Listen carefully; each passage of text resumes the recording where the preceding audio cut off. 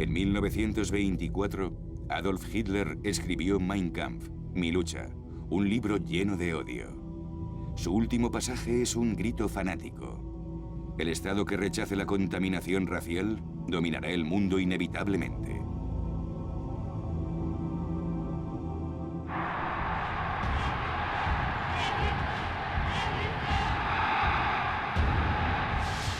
Adolf Hitler nació el 20 de abril de 1889. Se suicidó el 30 de abril de 1945.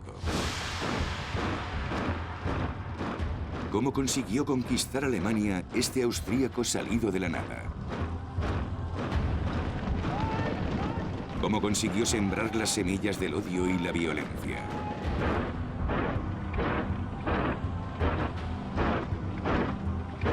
¿Cómo Hitler y los nazis pudieron llevar el mundo al apocalipsis?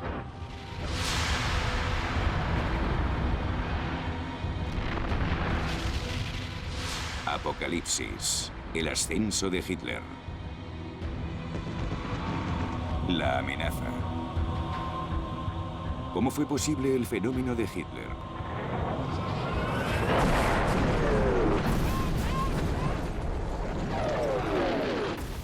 En Mein Kampf, Hitler escribió: La Primera Guerra Mundial fue el momento más inolvidable y sublime de mi existencia terrenal. Durante 4 años, el cabo Hitler había sido un correo que llevaba mensajes al 16º Regimiento de Infantería bávaro. Iba de trinchera en trinchera entregando las órdenes a los soldados. Era una misión peligrosa. Fue condecorado con la Cruz de Hierro. Solía llevar su cruz de hierro debajo de la insignia del partido nazi.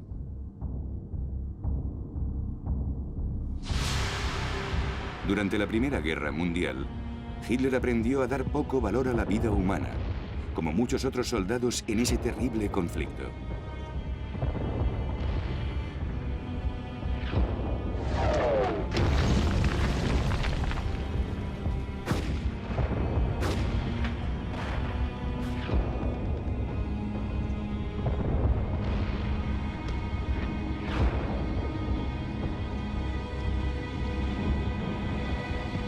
Gradualmente fue convirtiéndose en un fanático nacionalista.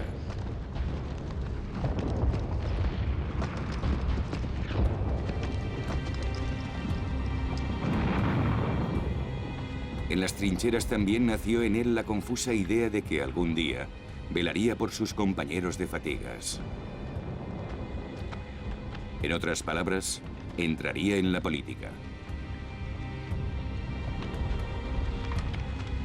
Hitler aprendería a explotar eficazmente su camaradería con los veteranos de guerra, como hizo 15 años después en este discurso a los obreros de la factoría Siemens. Compatriotas, compañeros obreros alemanes, yo procedo de vuestras filas. Yo era uno de vosotros. Y estuve a vuestro lado durante los 4 años de guerra. Luego, progresivamente, gracias a mi perseverancia, educándome a mí mismo y soportando el hambre y la pobreza, conseguí triunfar. Pero en el fondo, sigo siendo el mismo. Una sucesión de eventos aceleraría su compromiso político. La noche del 13 de octubre de 1918, un ataque con bombas de gas le dejó temporalmente ciego. Fue evacuado a un hospital de campaña y después a Alemania. Mientras, en el frente, los alemanes eran rechazados y muchos cayeron prisioneros.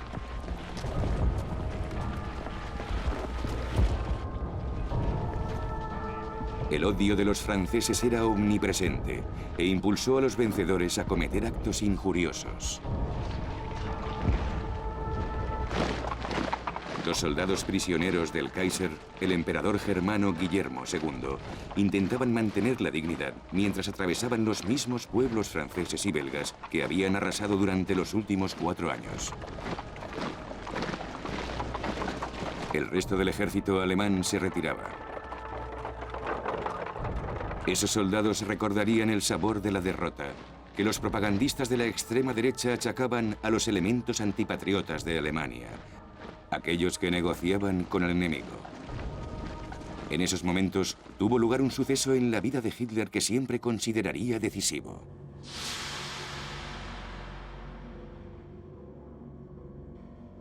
Mejoraba lentamente y finalmente recuperó la vista en el Hospital Militar Pasewalk, al norte de Berlín, donde se trataba a los militares heridos por bombas.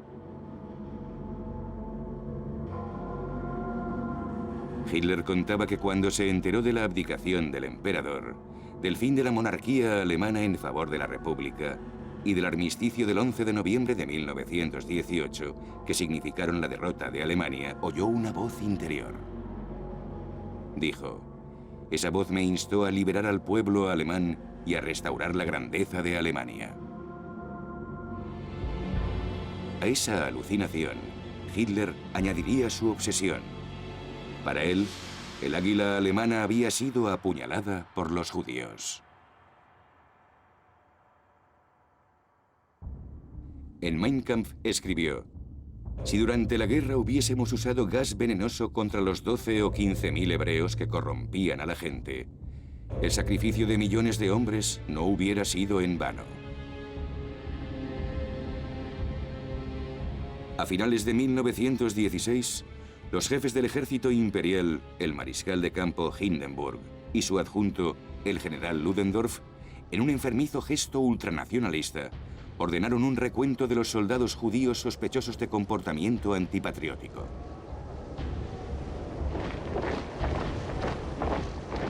El antisemitismo venía de siglos atrás y no conocía fronteras.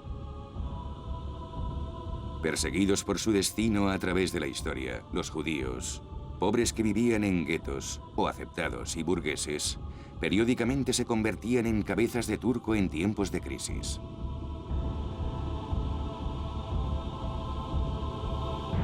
En Rusia, a principios del siglo XX, fueron víctimas de pogromos, masacres. Muchos de los que escaparon de la persecución se asentaron en Alemania. La gran pregunta es, ¿tenía Hitler sangre judía?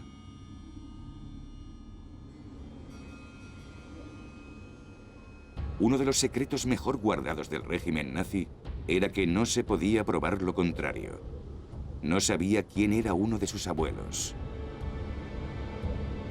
Se desconocía la identidad del padre de su padre. La abuela de Hitler se casó posteriormente con un molinero, Johann Hitler, que lo reconoció como hijo y le dio su nombre. Según las leyes nazis, Hitler no pasó por la llamada protección de la sangre, criterio impuesto por los alemanes, que para evitar la persecución debían probar que ninguno de sus 4 abuelos era judío. Hitler no podía probar que no era judío según los términos nazis. Adolf Hitler nació el 20 de abril de 1889 en el seno de una familia católica en lo que entonces era el Imperio Austrohúngaro, en Braunau am Main, una pequeña ciudad de la frontera con el Imperio Alemán. Su padre era agente de aduanas, enviudó y se casó nuevamente con una prima mucho más joven que él, una unión entre parientes consanguíneos.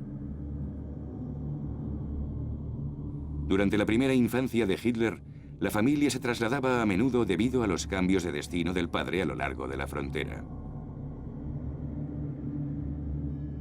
A los 8 años, era monaguillo en este monasterio. Observaba y admiraba el sacrificio y el sentido de misión de los monjes. Vio una extraña cruz sobre el frontispicio del monasterio. Representaba la esvástica, que se convertiría en el emblema nazi. Hitler recordaría siempre la cruz del monasterio como si fuera un presagio de su destino.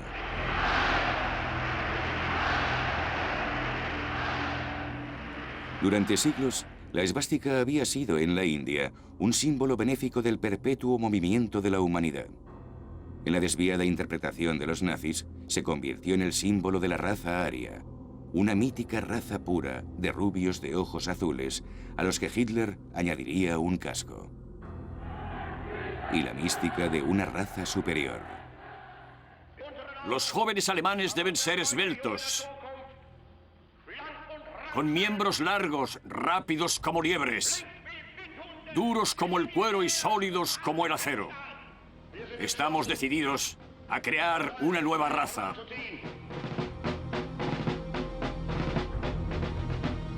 Al crecer, Hitler no respondía a ese ideal. Estaba muy mimado por su madre. Regresaba a su tierra austríaca en los momentos importantes de su carrera, como este, unas semanas antes de que invadiera Polonia y provocara la Segunda Guerra Mundial. Imágenes de la casa de su infancia, filmadas y editadas por su amante, Eva Braun. No sentía resentimiento hacia su padre, aunque bebía y era muy estricto con él. Pero su madre, que murió de cáncer a la edad de 47 años, fue la única persona a la que Hitler quiso de verdad. Ella estaba presente en todos los cumpleaños del Führer, y en su búnker, durante sus últimos momentos, Hitler llevaba con él su retrato. Hitler tenía conflictos con su padre, que quería que fuera funcionario. Pero no fue durante mucho tiempo a la escuela, porque arrogantemente consideraba que estaba por encima del sistema educativo. A los 19 años, después de fallecer su madre, se marchó a Viena. No estaba predestinado a dedicarse a la política y soñaba con asistir a la Academia de Bellas Artes. Gracias a su herencia, pudo vivir la vida bohemia del artista. Había dejado su provincia natal y descubrió que en la capital austrohúngara vivían muchas comunidades: checos, polacos, italianos, croatas y judíos. Más tarde diría: a mí me parecían la encarnación de la profanación racial.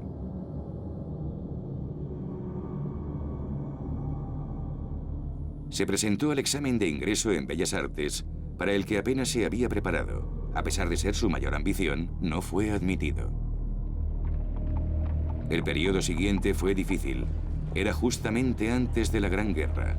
Vivía en una casa de huéspedes para hombres y sobrevivía copiando postales para los turistas. Ganaba poco dinero, pero iba a la ópera para oír a Wagner, que, como contaba un amigo, hacía entrar en trance a Hitler. Hitler, cuya vida cotidiana era cuando menos mediocre, soñaba con los héroes germánicos de leyenda. Una de sus óperas favoritas era Rienzi, en la que un joven guerrero asume la misión de salvar a su pueblo.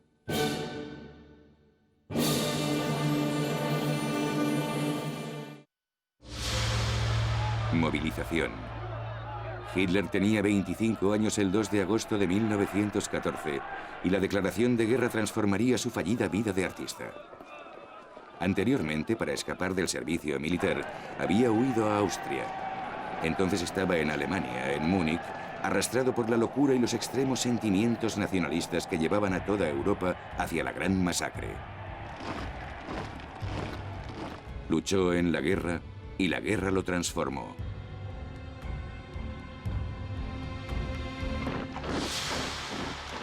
Después de estar 4 años con su regimiento, regresó a Múnich, a una Alemania en plena revolución.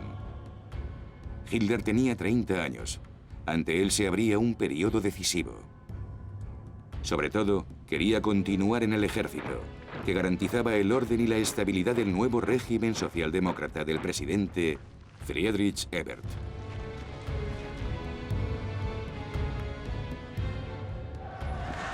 La joven república debía enfrentarse al movimiento revolucionario marxista, que intentaba hacerse con el poder como habían hecho los bolcheviques en Rusia 2 años antes. El ejército los aplastó con la ayuda de voluntarios nacionalistas, el Freikorps, terreno de cultivo para el futuro partido nazi. Hitler sirvió en el ejército con gran celo. Su principal objetivo era tener un techo bajo el que cobijarse y mantenerse, y para ello hacía lo que fuera. Se convirtió en un provocador, en informador y denunciaba a los compañeros sospechosos de ser rojos.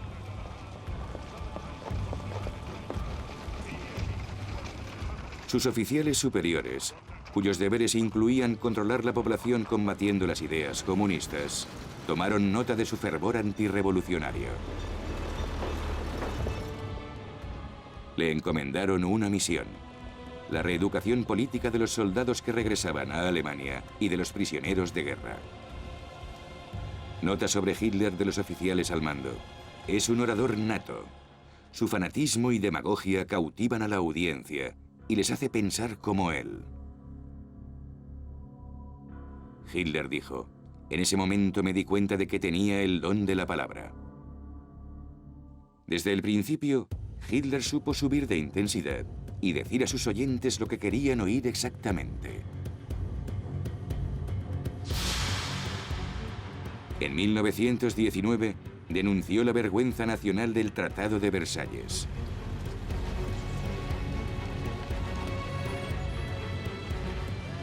Después de discutir durante meses entre ellos, los vencedores, sobre todo Francia, Inglaterra y Estados Unidos, impusieron unos duros términos de paz a Alemania, como si fuera la única responsable de la gran masacre.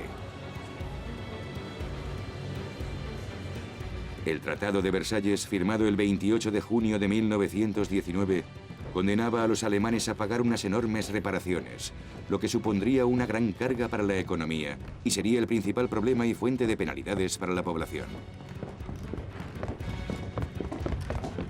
Además, Alemania perdió el 13% de sus territorios y una décima parte de su población. Alsacia y Lorena volvieron a ser francesas y toda la orilla izquierda del Rin fue desmilitarizada. Una película alemana de la época denunciaba el expolio del territorio nacional. Lo peor fue que Alemania del Este quedó separada de Prusia para reconstruir Polonia, que dividieron en el siglo XVIII para tener acceso al mar. El corredor polaco fue el asunto que finalmente desencadenó en la Segunda Guerra Mundial. Para muchos alemanes, la condición de los aliados de que las fuerzas paramilitares antirrevolucionarias fueran desarmadas añadió el insulto al ultraje. Presenciaron la destrucción de sus submarinos.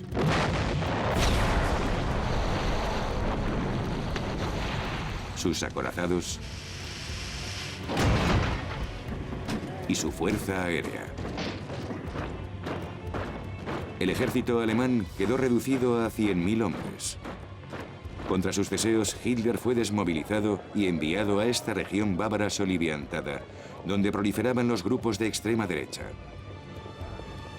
Aquí fue filmado por primera vez durante una manifestación del DAP, el Partido Obrero Alemán.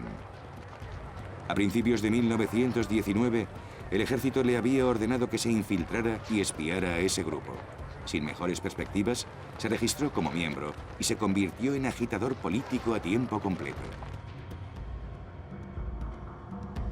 Políticamente, en Bavaria predominaba la derecha, aunque en Berlín ostentaba el poder la República Weimar, de centro-izquierda, que debía su nombre a la ciudad en la que se había votado legalmente la nueva Constitución.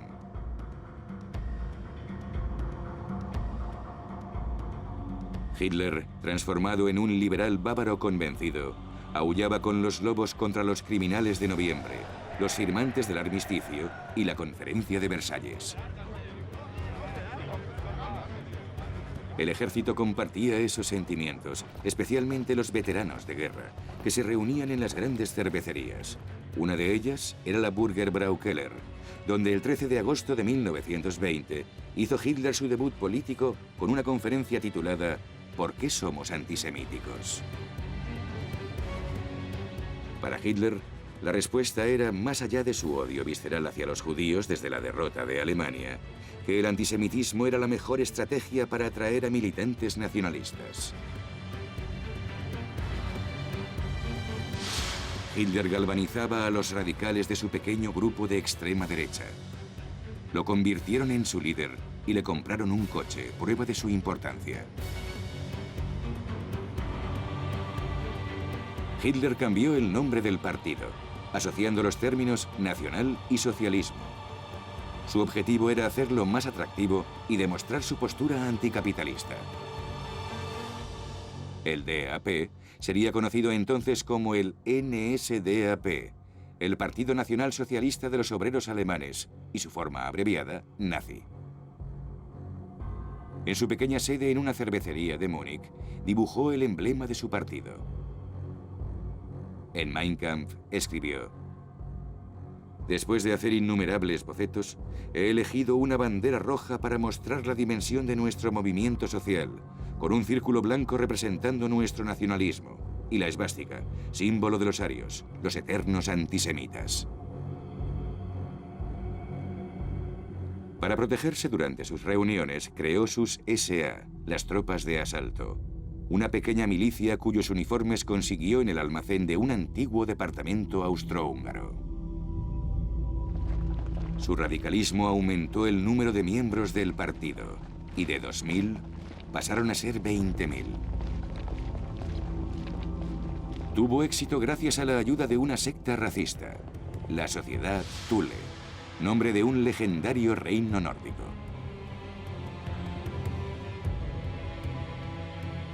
Sus miembros financiaban un periódico con fondos de origen cuestionable.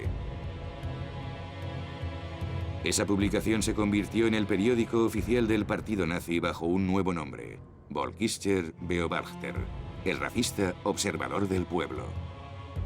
Su editor, Alfred Rosenberg, era miembro de la Sociedad Thule y actuaba como teórico del antisemitismo.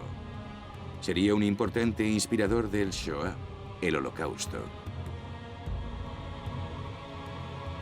Rudolf Hess fue otro antiguo miembro de la Sociedad Thule durante su época de estudiante. Se convirtió en el secretario de Hitler y uno de sus cómplices más serviles y fanáticos. Se sumó a las filas de los primeros militantes un héroe de la Primera Guerra Mundial, Hermann Göring, uno de los pilotos de combate más famosos. Como muchos otros veteranos, tenía dificultades para readaptarse a la vida civil. En Hitler encontró a alguien que compartía sus propias ideas antirrevolucionarias. Se convirtió en el número 2 del régimen nazi y en el instigador de los campos de concentración. En 1922, en un desfile político, Hitler situó a Göring cerca del general Ludendorff, que aún llevaba su casco prusiano para demostrar a los veteranos que su gran jefe en tiempos de guerra apoyaba a los nazis. Ludendorff, uno de los hombres responsables de prolongar la guerra, estaba convencido de que los políticos le negaban su victoria. Esta teoría era compartida por varios generales alemanes. La adhesión de Ludendorff a las ideas nacionalistas abrió nuevas perspectivas a Hitler. Todo parecía posible. En Italia, la extrema derecha, el partido fascista de Benito Mussolini, acababa de hacerse con el poder.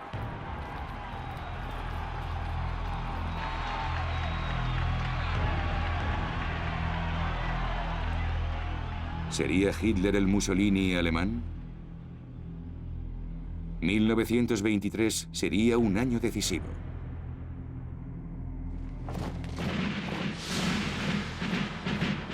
...11 de enero de 1923... los alemanes observaban atónitos e indefensos... cómo los soldados franceses y belgas tomaban el control de Ruhr... la región minera y productora de acero. Fue el resultado de que los alemanes se negaran a pagar las reparaciones de guerra... las indemnizaciones impuestas por el Tratado de Versalles.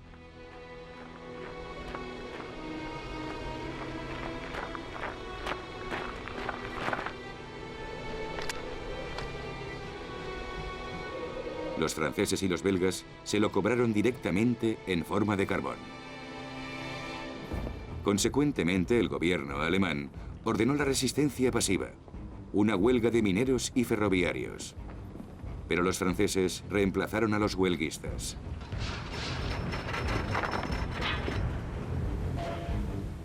No quedó carbón para los alemanes. La situación se volvió peligrosamente tensa. El 10 de marzo de 1923 fue asesinado un oficial francés, el teniente Pierre Colpan, del 17º Batallón de Infantería. Su féretro atravesó varias ciudades de camino a su país, y los oficiales franceses golpeaban a los alemanes que no se quitaban el sombrero a su paso.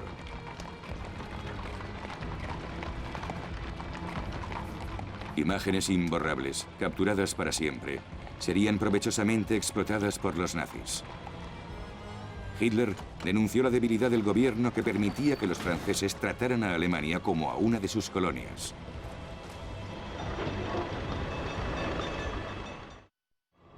Los alemanes pasaban frío.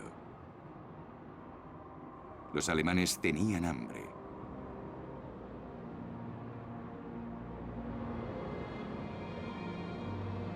Intentaban robar el carbón a los franceses. La República Weimar tenía que importar el carbón y pagar a los mineros en huelga. Esos enormes gastos obligaron enseguida a imprimir grandes cantidades de nueva moneda. El marco se depreció dramáticamente. Un día los alemanes pagaban 1.000 millones de marcos por un kilo de patatas y al día siguiente 460.000 millones por una barra de pan.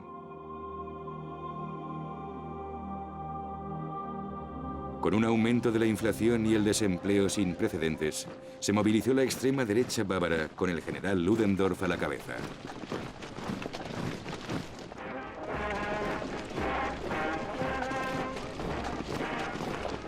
Gracias a Ludendorff, Hitler consiguió unir a todos los grupos veteranos amargados por la derrota. Quería intentar un putsch, un golpe de Estado, marchar hacia Múnich y luego a Berlín. Hitler dijo: nuestro pueblo está sujeto a unas condiciones económicas extremas y si no actuamos enseguida acabará uniéndose a los comunistas. Gracias a sus cómplices del ejército, los nazis consiguieron armarse.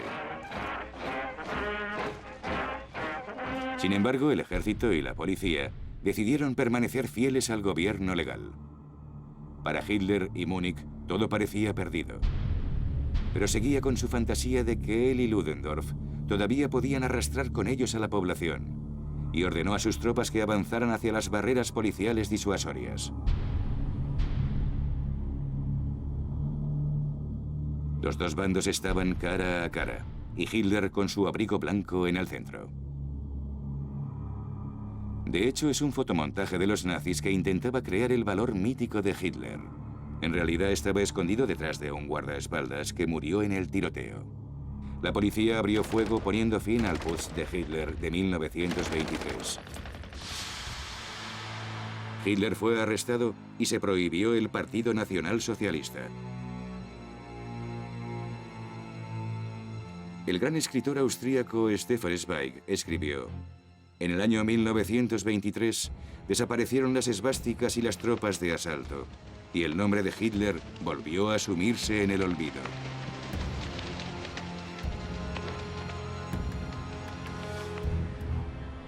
Tres meses después del arresto de Hitler, se inició en Múnich el juicio a los golpistas.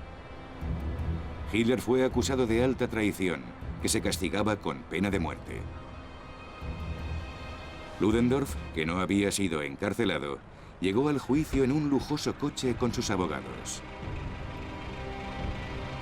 Había sido puesto en libertad inmediatamente por respeto a su glorioso pasado y porque continuaba teniendo partidarios influyentes. Fue absuelto.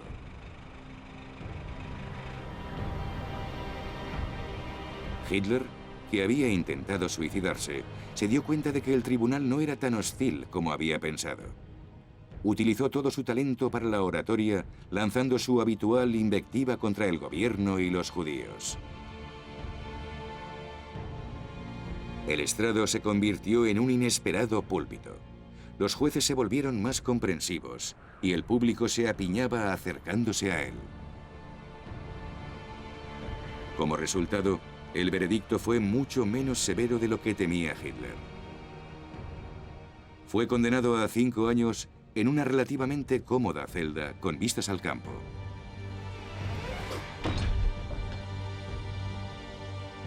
Las condiciones de su encarcelamiento eran parecidas a las de un hotel.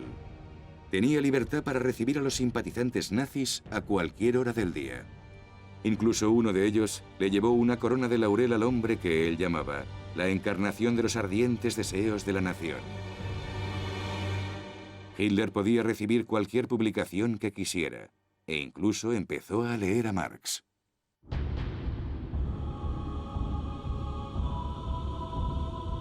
Rudolf Hess, condenado a 15 meses por su papel en el Putsch, ocupaba la celda contigua y creó el pequeño grupo que esencialmente hablaba de la lucha entre los partidos de derecha que se estaban dividiendo. El regreso de Hitler se convirtió en una necesidad.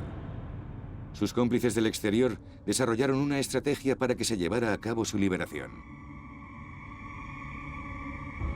Hitler se dio cuenta de que pronto estaría libre y sintió la necesidad de exponer su singular visión de la vida y sus principios políticos. Unos periodistas nazis reescribieron su manuscrito redactado a toda prisa. Hitler quería poner a su libro el título de 4 años y medio de lucha contra las mentiras, la locura y la cobardía. Pero ese título se consideró demasiado largo y fue sustituido por Mein Kampf, mi lucha. Contiene la visión completa del mundo según Hitler, y los nazis lo convirtieron en su Biblia. Fue copiado como las Sagradas Escrituras e iluminado como los grandes manuscritos medievales. Hitler habla de la lucha de la raza dominante, la raza aria germánica, de individuos altos y rubios, de la necesaria conquista de su espacio vital, de la erradicación del comunismo y del cruce entre franceses y judíos, que a los ojos de Hitler ni siquiera pertenecían a la raza humana.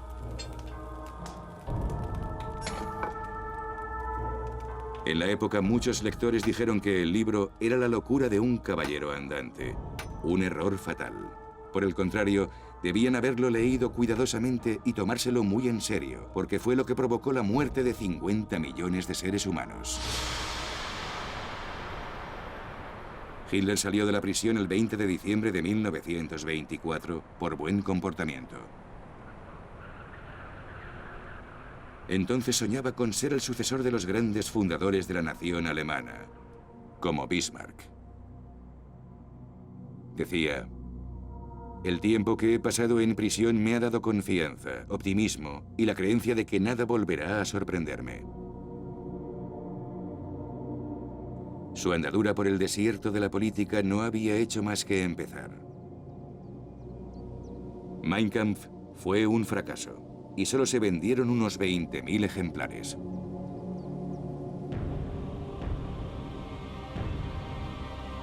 Hitler pasaba mucho tiempo en un pueblo bávaro de montaña, Berchtesgaden, donde había alquilado un pequeño chalet. Escribió el segundo volumen de Mein Kampf. Trataba sobre todo de su proyecto de expansión del espacio vital de Alemania hacia Rusia. La venta del libro fue escasa hasta que llegó al poder en 1933. Cuando Hitler ascendió al poder, Mein Kampf era casi de obligada lectura. El Estado alemán lo entregaba a las parejas como regalo de bodas. Si no lo tenías en tu estantería, podías ser denunciado por tu asistenta.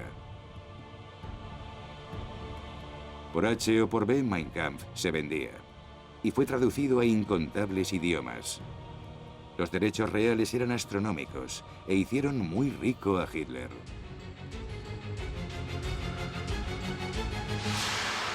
El 27 de febrero de 1925, Hitler hizo su reaparición en la política en la famosa cervecería de Múnich, donde lanzó su putsch, reafirmando su liderazgo en el partido nazi. Al día siguiente tuvo lugar un suceso que favoreció su causa. La encarnación de la nueva democracia alemana, el primer presidente de la República, Weimar, el socialdemócrata Friedrich Ebert, fallecía a causa de una apendicitis maltratada. Los alemanes sintieron profundamente su desaparición. Los alemanes debían elegir un nuevo presidente y la esvástica regresó durante la campaña política. La prohibición del partido nazi había sido recientemente levantada porque ya no era considerado peligroso. De hecho, Ludendorff, el candidato de la Unión de Partidos de Extrema Derecha, apenas obtuvo el 1% de los votos. El fallo de Ludendorff es lo que Hitler deseaba secretamente. Era su principal rival y le había apoyado a medias durante la campaña. Revelando sus ambiciones políticas, dijo: "Le hemos dado el último empujón".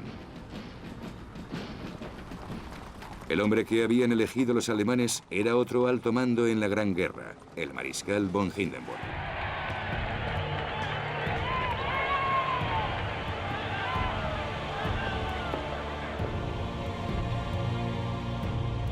En 1870, siendo un joven oficial, había estado presente en la proclamación del Segundo Imperio Germano en el Salón de los Espejos de Versalles. Tranquilizó al ejército y unió a los conservadores, a quienes preocupaban las izquierdas, y al resto de Europa. Hitler permaneció a la espera. El partido nazi consiguió extender su cáncer a través de Alemania y alcanzó los 170.000 miembros.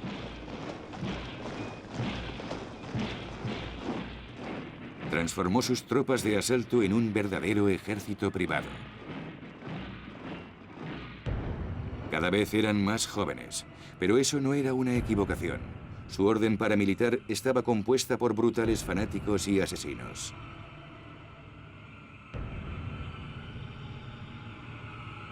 Su nuevo uniforme se ganó el sobrenombre de camisas marrones. Imitaba a las camisas negras de Mussolini, que unos años antes habían desfilado con éxito en Roma. Otro símbolo prestado por Mussolini era el saludo romano, con el brazo estirado y acompañado de un grito gutural. En el caso de Mussolini era Viva il Duce.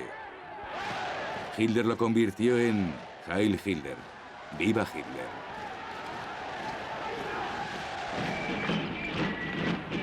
El uniforme de los SA fue creado por un selecto equipo de diseñadores alemanes. Entre los confeccionistas estaba el diseñador de Stuttgart, Hugo Boss, que lo anunciaba en sus campañas publicitarias.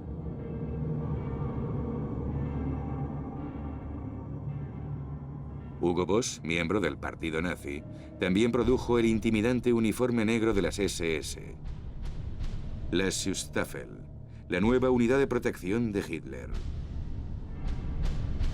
Y también los uniformes de las juventudes hitlerianas. Todos eran muy costosos.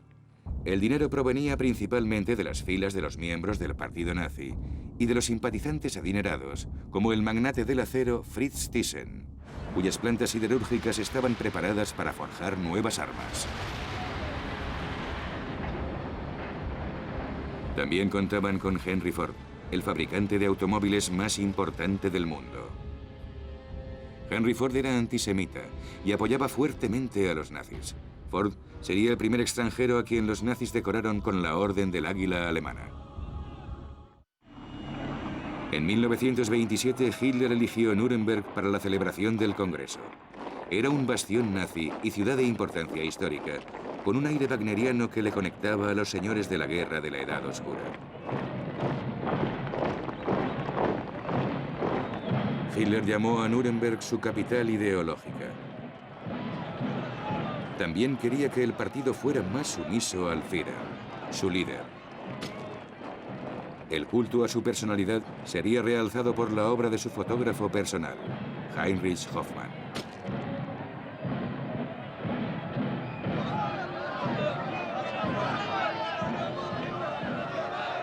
Siempre en el centro de los eventos, y nazi desde el principio, era un virtuoso de la Leica, y siempre estaba cerca de su patrón. Hoffmann tomó una serie de sorprendentes fotografías intentando mostrar el mejor lado personal del líder.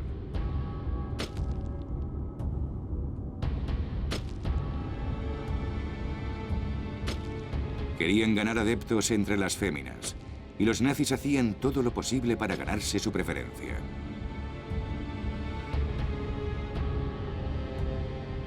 En la pequeña tienda de fotografía que Hoffmann tenía en Múnich, Como siempre, inspirado por Wagner y fascinado por los teatrales movimientos de los cantantes de ópera, Hitler estudió una serie de gestos que transmitieran dominio para utilizar en el primer gran congreso nazi.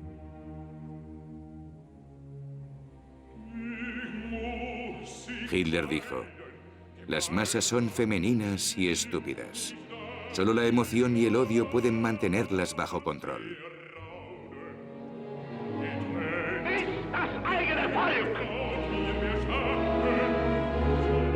Deutsches Volk hilft dir selbst. Jeder soll helfen. Diesem unerhörten Zwang beugen. Odio. Eso es exactamente lo que los SA sembraban en Alemania, empezando por los judíos de los barrios de las grandes ciudades.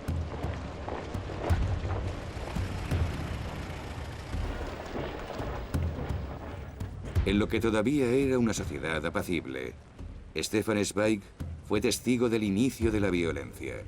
Escribió: "Era el método fascista, pero al estilo alemán, llevado a cabo con precisión militar. Al oír el silbato, los SA saltaban de los camiones a la velocidad de la luz, golpeaban a las personas con sus porras, y al oír otro silbato, volvían a sus camiones y se iban tan rápidamente como habían llegado".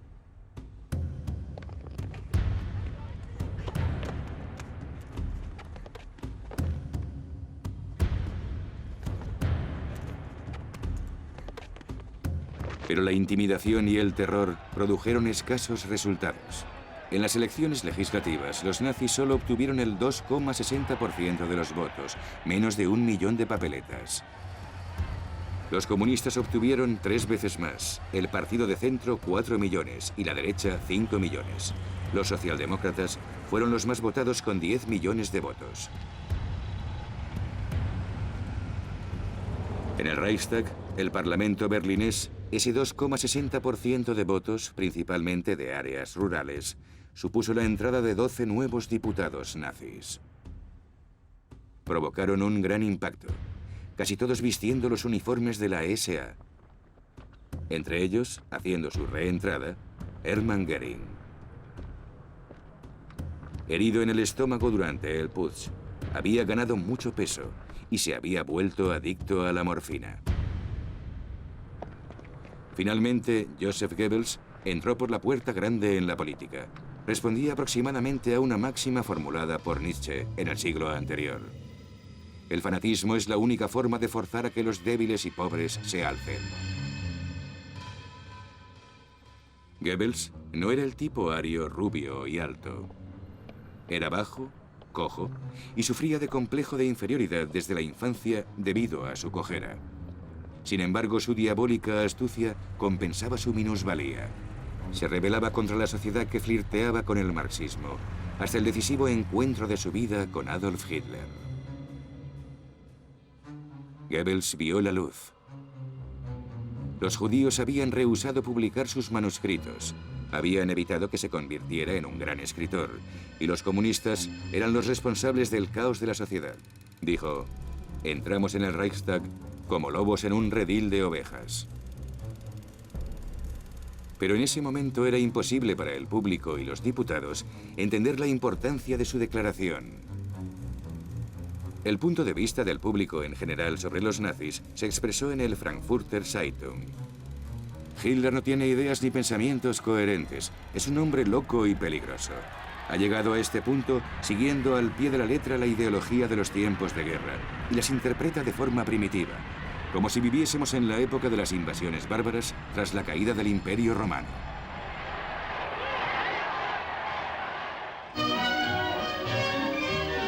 Alemania no estaba preocupada, pero para Hitler era una catástrofe importante no tener futuro en la política.